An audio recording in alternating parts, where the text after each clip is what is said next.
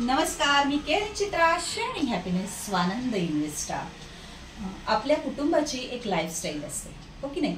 पण आपण जर लाईफस्टाईल ती आपण असताना किंवा नसतानाही तशीच लाईफस्टाईल त्यांना दिली तर खरोखरच हे महत्त्वाचं कर्तव्य आहे आपलं।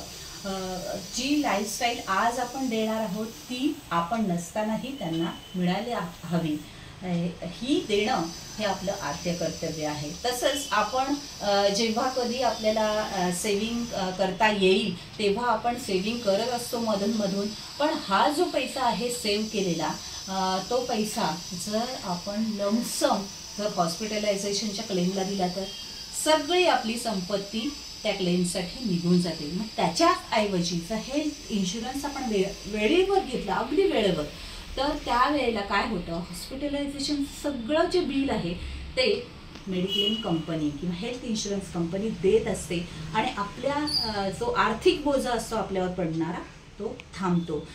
सो हे वेल्थ प्रोटेक्शन करण्यासाठी हेल्थ इन्शुरन्स ही तितकाच महत्त्वाचा आहे।